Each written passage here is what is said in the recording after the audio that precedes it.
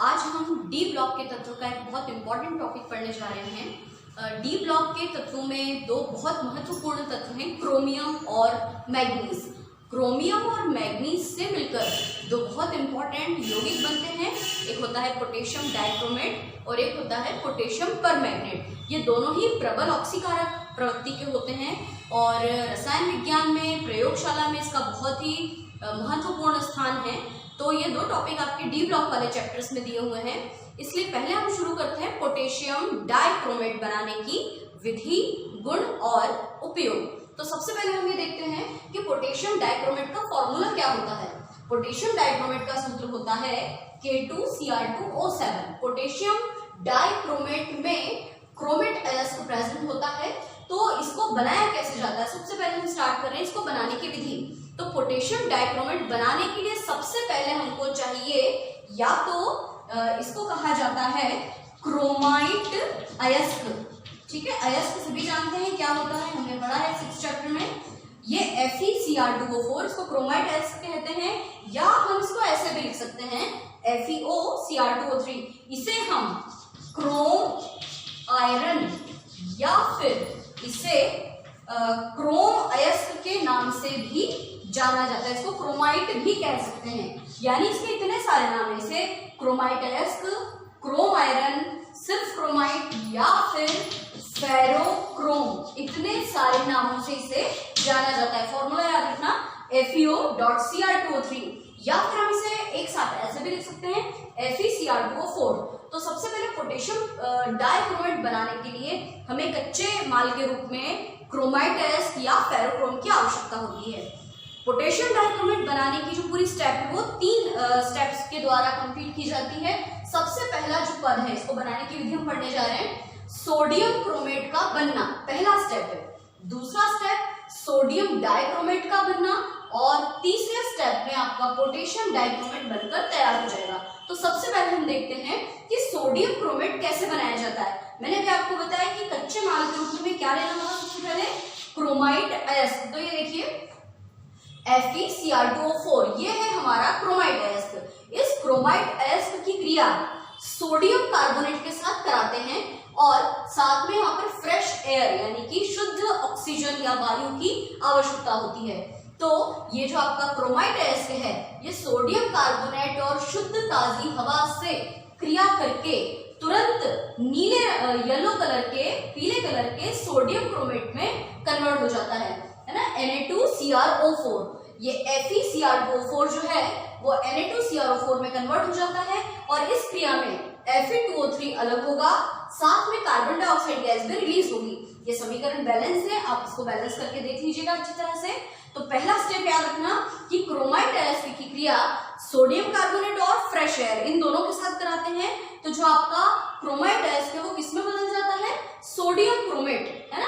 CrO4 को chromate कहा जाता है। ठीक, CrO4 के साथ में अगर Na लग गया तो इसको सोडियम क्रोमेट कहेंगे, अगर यहाँ पर K लग जाएगा तो इसको पोटेशियम क्रोमेट कहा जाता है। तो पहला स्टेप बिल्कुल क्लियर है, हमारा सोडियम क्रोमेट बनकर तैयार है। सेकेंड स्टेप में क्या होगा कि इस सोडियम क्रोमेट से हमें बनाना होगा सोडियम डाइक्रोमेट। देखिए पोटेशियम डाइक्रोमेट का फॉर्मूला क्या है, K2Cr2O7, लेकिन पहले हमको बनाना होगा Na2Cr2O7, मतलब पहले सोडियम डाइक्रोमेट बनता है सोडियम क्रोमेट से, है ना। यानी हमारे पास पहले स्टेप में बना है Na2CrO4। इस सोडियम क्रोमेट को हमें कन्वर्ट करना है सोडियम डाइक्रोमेट में। डाइक्रोमेट में 2 क्रोमियम अणु आ गए, देखिए। तो क्या होगा यहाँ पर, ये आपका सोडियम क्रोमेट जो पहले स्टेप में बना था Na2CrO4 की क्रिया कॉन्सेंट्रेटेड सल्फ्यूरिक एसिड के साथ कराते हैं। तो यहाँ पर ये दोनों पदार्थ आपस में क्रिया करते हैं और यहाँ पर डबल डिस्प्लेसमेंट रिएक्शन यानी कि द्विविस्थापन अभिक्रिया होती है। और द्विविस्थापन अभिक्रिया में क्या होता है कि ये जो क्रोमेट है, ये क्रोमेट जो होता है ये एक सोडियम से क्रिया करता है, सोडियम सल्फेट के साथ में जुड़ जाता है, सोडियम सल्फेट बन जाते हैं, है ना। यहाँ पर सिंगल डबल विस्थापन नहीं हुआ, सिर्फ एक विस्थापन अभिक्रिया हुई है। क्रोमेट एक सोडियम से अटैच होगा तो बना लेगा सोडियम डाइक्रोमेट, और Na2SO4 ये सोडियम सल्फेट निकल गया, साथ में एक H2O का मॉलिक्यूल भी रिलीज होगा यहाँ पर। तो देखिए Na2Cr2O7 ये है आपका सोडियम डाइक्रोमेट। ठीक है, सोडियम डाइक्रोमेट हमारा बन चुका है, रिएक्शन बैलेंस है, आप उसको चेक कर लीजिएगा। Third step and last step में क्या होगा कि अंत में ये जो सोडियम डाइक्रोमेट है इसे हमें पोटेशियम डाइक्रोमेट में कन्वर्ट करना होगा। तो सोडियम डाइक्रोमेट को पोटेशियम डाइक्रोमेट में कन्वर्ट करने के लिए ऐसा हमें यौगिक या एक ऐसा लवण चाहिए जो कि पोटेशियम को रखता हो। तो यहाँ हम सोडियम डाइक्रोमेट की क्रिया पोटेशियम क्लोराइड से कराएंगे। मैंने अभी आपको डबल डिस्प्लेसमेंट रिएक्शन का नाम बताया था, द्विविस्थापन अभिक्रिया, वो यहाँ पर लागू होगी। द्विविस्थापन पता है क्या होता है कि एक धातु परमाणु एक अधातु परमाणु से जुड़ा होता है। इसी प्रकार पोटेशियम धातु है, क्लोराइड अधातु है, तो डबल डिस्प्लेसमेंट रिएक्शन में ये पोटेशियम तो क्रोमेट के साथ ऐड हो जाएगा और सोडियम क्लोराइड के साथ ऐड हो जाएगा और ये आपका ऑरेंज रेड कलर का, नारंगी लाल रंग का पोटेशियम डाइक्रोमेट बनकर तैयार है। तो हमने क्या देखा, देखिए सबसे नीचे से हम स्टार्ट करके देखते हैं। सबसे पहले हमने लिया FeCr2O4 यानी कि क्रोमाइट एसिड। सबसे पहले हमने सबसे पहले हमने क्रोमाइट एसिड लिया। क्रोमाइट एसिड से बनाया सोडियम क्रोमेट, सोडियम क्रोमेट से बनाया sodium dichromate and sodium dichromate से लास्ट में बन गया हमारा पोटेशियम डाइक्रोमेट। तो ये हुआ पोटेशियम डाइक्रोमेट बनाने की विधि। इसके बाद हम शुरू करते हैं इनके भौतिक और रासायनिक गुण। तो हम अब स्टार्ट करते हैं पोटेशियम डाइक्रोमेट के प्रमुख गुण। पोटेशियम डाइक्रोमेट का सबसे प्रमुख गुण है इसका रंग। तो याद रखना कि ये नारंगी लाल रंग का क्रिस्टलीय ठोस पदार्थ होता है। इसके क्रिस्टल्स पाए जाते हैं, ठोस पदार्थ के रूप में रहता है। इसे इसके रंग से पहचाना जाता है, ऑरेंज रेड मिक्स कलर होता है।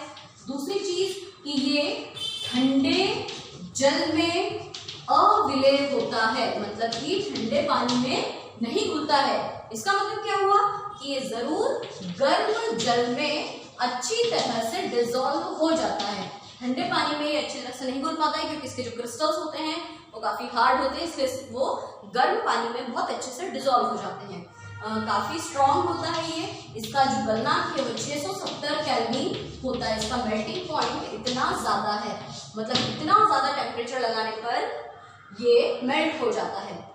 और एक बहुत महत्वपूर्ण चीज, पोटेशियम डाइक्रोमेट की यदि हमें पहचान करनी हो तो एक बहुत इंपॉर्टेंट परीक्षण देता है जिसे कहते हैं क्रोमिल क्लोराइड परीक्षण।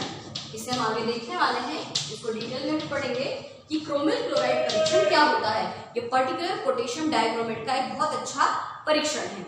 और एक इसका सबसे महत्वपूर्ण गुण कि ये होता है प्रबल ऑक्सीडाइजिंग एजेंट, यानी कि प्रबल ऑक्सीकारक। आप लोगों ने बहुत सारे प्रैक्टिकल्स किए होंगे स्कूल में, आयतनात्मक विश्लेषण में, यानी कि अनुमापन, यानी जिसको टाइट्रेशन कहते हैं, उसमें पोटेशियम डाइक्रोमेट के क्रिस्टल्स का बहुत ज्यादा यूज किया जाता है और ये प्रयोगशाला में ऑक्सीकारक के रूप में काम में आता है क्योंकि ये ऑक्सीजन को रिलीज करता है। तो ये तो हो गए इसके महत्वपूर्ण गुण। अब आते हैं हम इसके उपयोग की ओर। पोटेशियम डाइक्रोमेट के प्रमुख उपयोग। पोटेशियम डाइक्रोमेट के प्रमुख उपयोग, सबसे पहला उपयोग इसका इंपॉर्टेंट है। आप लोगों ने पोटाश एलम का नाम जरूर सुना होगा। एलम का मतलब होता है फिटकरी। तो पोटाश एलम में पोटेशियम प्रेजेंट होता है, ऐसे ही जिसमें क्रोमियम प्रेजेंट हो उसको क्रोम एलम कहते हैं। क्रोम रेड या क्रोम येलो के नाम से एलम पाया जाता है। इसका फॉर्मूला है K2SO4.Cr2SO4 का होल थ्राइस .24H2O, है ना। पोटाश एलम का नाम सुना है ना हमने, जिसको कहते हैं हम K2SO4.L2SO4 का होल थ्राइस .24H2O। ये साधारण फिटकरी या पोटाश एलम कहलाता है, लेकिन जब एल्यूमिनियम के स्थान पर क्रोमियम आ जाता है तो उसको क्रोम एलम कहते हैं। ये क्रोम रेड या क्रोम येलो के नाम से मार्केट में अवेलेबल होती है। तो ये फिटकरी का काम करती है। तो ये पोटाश एलम के जैसा क्रोम एलम बनाने में इसका एक बहुत इंपॉर्टेंट यूज है। इसका दूसरा उपयोग है जिसमें मैंने बताया प्रबल ऑक्सीकारक के रूप में। जो बहुत अच्छा ऑक्सीकारक होता है, ऑक्सीडाइजिंग एजेंट होता है, तो बहुत सारी रिएक्शन में इसका यूज किया जाता है। इसके अलावा आप लोगों ने देखा होगा कि जो हमारी प्रयोगशाला होती है, केमिस्ट्री लैब या बायोलॉजी की जो लैब होती है, उसमें कांच के बहुत सारे एपरेटस होते हैं, जैसे कोनिकल फ्लास्क होता है, टेस्ट ट्यूब होती है, पेट्री डिश होती है, मतलब बहुत सारे कांच के जितने भी एपरेटस होते हैं उन सारे एपरेटस को साफ किया जाता है। सामान्य पानी से तो वो साफ नहीं हो पाता, इसलिए उसको साफ करने के लिए हमें मतलब उसे हम क्रोमिक एलम के नाम से जानते हैं। क्रोमिक अम्ल के रूप में एक मटेरियल होता है जो कि सॉलिड पोटेशियम K2Cr2O7 ठोस पोटेशियम डाइक्रोमेट में जब कॉन्सेंट्रेटेड H2SO4 मिला दिया जाता है तो इन दोनों का जो कॉम्बिनेशन है वो कहलाता है क्रोमिक अम्ल। और ये क्रोमिक अम्ल किस काम में आता है?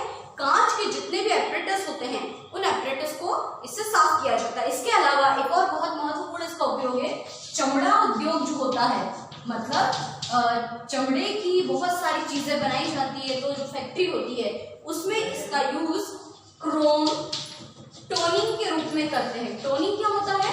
इसमें क्रोमियम मिलाया जाता है और उसमें फिनिशिंग दी जाती है। तो इस तरीके से ये जो आपका पोटेशियम डाइक्रोमेट है ये बहुत ही ज्यादा इंपॉर्टेंट है। एक हम उपयोग और लिख सकते हैं जो मैंने आपको ऊपर भी बताया था कि प्रयोगशाला में आयतनात्मक विश्लेषण में, आयतनात्मक विश्लेषण का मतलब कि जो टाइट्रेशन के प्रैक्टिकल्स होते हैं उसमें अज्ञात और ज्ञात विलयन का कैसे हम भार ज्ञात करते हैं, उसमें हम इस पोटेशियम डाइक्रोमेट का यूज करते हैं। तो हमने देखा कि किस तरह से पोटेशियम डाइक्रोमेट को बनाया जाता है, इसके गुण और इसके उपयोग, इसे अच्छी तरह से याद रखना। ऑब्जेक्टिव्स में क्या क्वेश्चन आ सकते हैं कि पोटेशियम डाइक्रोमेट का कलर क्या है, तो ऑरेंज रेड कलर का क्रिस्टल होता है। दूसरी बात, पोटेशियम डाइक्रोमेट का मुख्य गुण या मुख्य उपयोग क्या है, तो ये प्रबल ऑक्सीकारक यानी कि स्ट्रॉन्ग ऑक्सीडाइजिंग एजेंट होता है जो बहुत ज्यादा उपयोग में आता है। डाइक्रोमेट पढ़ने के बाद अब हम शुरू करते हैं अगला यौगिक पोटेशियम परमैंगनेट। पोटेशियम परमैंगनेट का केमिकल फॉर्मूला होता है KMnO4। पोटेशियम परमैंगनेट बहुत ही फेमस कंपाउंड है जो सामान्य बोलचाल की भाषा में पोटाश या कुएं की लाल दवा के नाम से बहुत ज्यादा प्रसिद्ध है। ये नाम से समझ में आ गया होगा कि ये जल में उपस्थित बहुत सारे जो जर्म्स होते हैं उनको मारने में बहुत ज्यादा यूज किया जाता है, इसको कुएं की लाल दवा के नाम से जाना जाता है। पोटेशियम परमैंगनेट, इसके नाम में ही इसके रंग का नाम छुपा हुआ है। पोटेशियम पर से पर्पल है ना, तो ये पर्पल कलर का होता है। अगर ज्यादा कॉन्सेंट्रेशन में हो, बहुत ज्यादा मात्रा में होगा तो ये जामुनी भी हो सकता है ना। पर्पल का डार्क जो शेड है वो जामुनी होता है, लेकिन अगर ये कम मात्रा में प्रेजेंट हो तो ये लाइट पिंक या डार्क पिंक कलर का भी होता है। पोटेशियम डाइक्रोमेट की तरह आपने पोटेशियम परमैंगनेट का भी बहुत ज्यादा यूज प्रयोगशाला में किया होगा, अनुमापन में, टाइट्रेशन में। हम बार बार टेस्ट ट्यूब के अंदर एक पर्टिकुलर परफेक्ट कलर का वेट करते हैं, तो वो जो कलर है वो पोटेशियम परमैंगनेट का ही होता है। तो आइए शुरू करते हैं सबसे पहले इसे बनाने की विधि। पोटेशियम परमैंगनेट बनाने के लिए हमें चाहिए पायरोल्यूसाइड अयस्क, MnO2, इसे पायरोल्यूसाइड अयस्क कहा जाता है या इसका रासायनिक नाम मैग्नीज डाइऑक्साइड होता है। तो सबसे पहले मैग्नीज डाइऑक्साइड की क्रिया पोटेशियम कार्बोनेट, या आपके पास से अवेलेबल ना हो तो हम सोडियम कार्बोनेट भी ले सकते हैं। तो पोटेशियम कार्बोनेट या सोडियम कार्बोनेट के साथ इसका ऑक्सीकरण कराते हैं। ऑक्सीकरण कराने के लिए यहाँ पे सिंगल ऑक्सीजन मॉलिक्यूल है, वैसे वास्तव में सिंगल ऑक्सीजन मॉलिक्यूल मिलना बहुत मुश्किल, तो यहाँ पर हम इसके स्थान पर नाइट्रिक एसिड भी ले सकते हैं, क्योंकि नाइट्रिक एसिड भी जो होता है वो बहुत अच्छा ऑक्सीकारक होता है, जो कि ऑक्सीजन का मॉलिक्यूल रिलीज का एटम रिलीज करता है ना। तो हम यहाँ पर इसको ऐसे भी लिख सकते हैं। तो सबसे पहले पायरोल्यूसाइड अयस्क की क्रिया पोटेशियम कार्बोनेट या सोडियम कार्बोनेट के साथ कराते हैं और इसका ऑक्सीकरण कराते हैं। हम चाहे तो नाइट्रिक एसिड यूज कर सकते हैं। तो इन तीनों की क्रिया से पहले बनता है पोटेशियम मैग्नेट K2MnO4, है ना। K2MnO4 को पोटेशियम मैग्नेट कहा जाता है और साथ में CO2 गैस भी रिलीज होती है।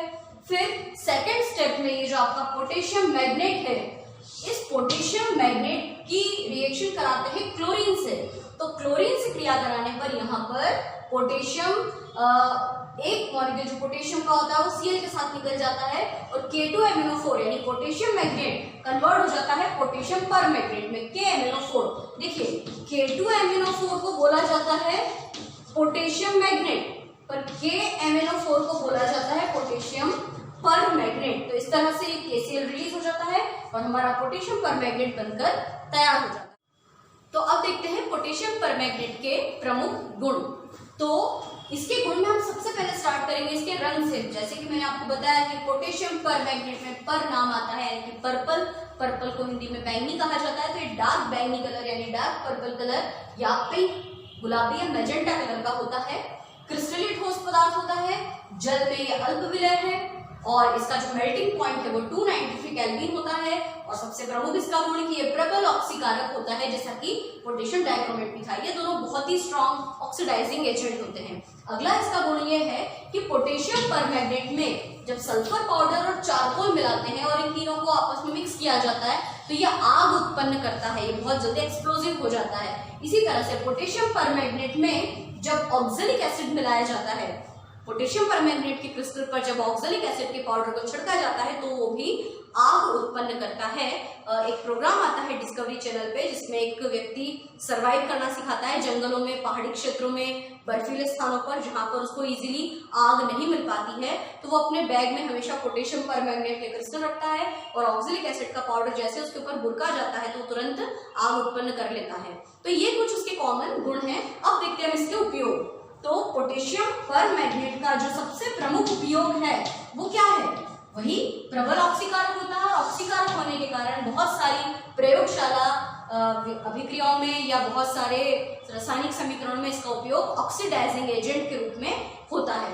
इसके अलावा पोटेशियम परमैंगनेट का एक महत्वपूर्ण उपयोग है कि इससे बेयर अभिकर्मक बनाया जाता है। बेयर अभिकर्मक नाम ध्यान रखना। पोटेशियम परमैंगनेट का 1% जलीय विलयन, 1% जलीय विलयन पोटेशियम परमैंगनेट का क्या कहलाता है? बेयर अभिकर्मक। और ये किस काम में आता है? जो असंतृप्त हाइड्रोकार्बन्स होते हैं मतलब एल्कीन यानी जिनमें डबल बॉन्ड आता है उनकी पहचान करने में हमें बेयर अभिकर्मक की आवश्यकता होती है। तो पोटेशियम परमैंगनेट का 1% जलीय विलयन बेयर अभिकर्मक कहलाता है। इसके अलावा शुष्क सेल बनाने में भी इसका यूज किया जाता है। आयतनात्मक विश्लेषण में, अनुमापन में भी इसका उपयोग। डी ब्लॉक का जो तत्व है बहुत इंपॉर्टेंट, पोटेशियम डाइक्रोमेट K2Cr2O7, उसको बनाने के विधि गुण उपयोग हमने पढ़े हैं। अब उसी का एक बहुत इंपॉर्टेंट गुण है क्रोमिल क्लोराइड परीक्षण। पोटेशियम डाइक्रोमेट से क्रोमिल क्लोराइड परीक्षण किया जाता है। तो क्रोमिल क्लोराइड परीक्षण क्या है? देखिए कि ठोस पोटेशियम डाइक्रोमेट है। इस पोटेशियम डाइक्रोमेट का उपयोग क्रोमिल क्लोराइड परीक्षण करने में करते हैं। किसी भी परीक्षण शब्द सुनते ही ये एक प्रकार का टेस्ट होता है, यानी किसी भी यौगिक की, किसी आयन की पहचान करने के लिए हम कोई भी परीक्षण लगाते हैं। तो जब भी कोई परीक्षण पढ़ा जाता है या उसको प्रैक्टिकली करके देखा जाता है तो उसको हम दो तरह से सॉल्व करते हैं। या तो उसको सूंघ कर यानी गंध के द्वारा उसे पहचाना जाता है या उसे उसके रंग के द्वारा पहचाना जाता है। तो यहाँ पर जो क्रोमिल क्लोराइड टेस्ट है वो उसके रंग से पहचाना जाता है। देखिए क्या होता है, ये टेस्ट जो है वो पर्टिकुलरली क्लोराइड आयंस के लिए टेस्ट होती है। मतलब क्लोराइड आयन की पहचान करने के लिए जो परीक्षण है उसे क्रोमिल क्लोराइड परीक्षण कहते हैं। तो क्या किया जाता है? सबसे पहले कोई भी धात्विक क्लोराइड जैसे कि sodium chloride, potassium chloride, magnesium chloride, आपके पास जो भी अवेलेबल क्लोराइड्स हो आप इनमें से किसी का भी टेस्ट इस मेथड द्वारा लगा सकते हैं। तो सबसे पहले क्या किया जाता है कि ठोस पोटेशियम डाइकार्बोनेट, पोटेशियम K2Cr2O7 को पोटेशियम डाइक्रोमेट कहा जाता है। इस पोटेशियम डाइक्रोमेट को जब कॉन्सेंट्रेट सल्फ्यूरिक एसिड के साथ मिलाते हैं और जो भी आपके पास अवेलेबल धात्विक क्लोराइड है, जैसे अभी फिलहाल आपको पोटेशियम क्लोराइड दिखाई दे रहा है, तो जब पोटेशियम क्लोराइड को पोटेशियम डाइक्रोमेट और सांद्र सल्फ्यूरिक अम्ल के साथ मिलाते हैं तो नारंगी रंग का धूम्र यानी कि नारंगी रंग का धुआं निकलता है जो कि क्रोमिल क्लोराइड CrO2 Cl2 होता है। बदले में पोटेशियम हाइड्रोजन सल्फेट और H2O रिलीज होता है। समीकरण संतुलित है, आप इसको चेक कर लेना।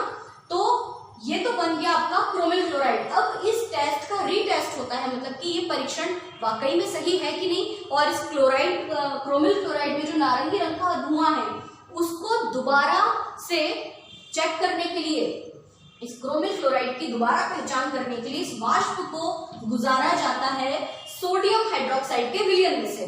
तो जब ये वाष्प सोडियम हाइड्रोक्साइड के विलयन में से निकलती है तो सोडियम क्रोमेट बन जाता है, जो कि येलो रंग का पदार्थ होता है, पीले रंग का पदार्थ होता है। आपको ध्यान हो तो सोडियम क्रोमेट जो है वो पोटेशियम डाइक्रोमेट बनाने में हमने सबसे पहले यूज किया था, है ना, क्रोम आयन से इसको बनाया था। तो ये येलो कलर का होता है। इसका एक और, मान लो हमारे पास यदि सोडियम हाइड्रोक्साइड अवेलेबल ना हो तो हम इसका एक दूसरा टेस्ट भी लगा के देख सकते हैं। आगे सोडियम हाइड्रोक्साइड से हमने सोडियम क्रोमेट बना लिया, मान लो हमारे पास ये प्रेजेंट नहीं है और सोडियम क्रोमेट ऑलरेडी प्रेजेंट हो, तो आप इस सोडियम क्रोमेट को लेड एसिटेट के साथ जब गर्म करते हो तो ये क्रोमेट और लेड ये दोनों मिलकर पीले रंग का लेड क्रोमेट नाम का क्रिस्टल बनाते हैं और बदले में एसिटिक एसिड सोडियम एसिटेट मुक्त होता है। तो ये है पूरा आपका क्रोमिल क्लोराइड परीक्षण। एक बार फिर से सुनिए, क्रोमिल क्लोराइड परीक्षण स्पेशली क्लोराइड आयनों की पहचान के लिए किया जाता है। किसी भी धात्विक क्लोराइड को जब पोटेशियम डाइक्रोमेट और सल्फ्यूरिक अम्ल के साथ मिलाते हैं धात्विक क्लोराइड को, तो नारंगी रंग का क्रोमिल क्लोराइड का वाष्प हमको प्राप्त होता है। इस वाष्प को जब सोडियम हाइड्रोक्साइड में से गुजारा जाता है तो पीले रंग का सोडियम क्रोमेट प्राप्त होता है, और इस पीले रंग के सोडियम क्रोमेट को यदि लेड एसिड से गुजारा जाता है तो अगेन लेड क्रोमेट नामक येलो कलर का हमें क्रिस्टल प्राप्त होता है। तो ये था क्रोमिल क्लोराइड टेस्ट, कि परीक्षा की दृष्टि से बहुत ही इंपॉर्टेंट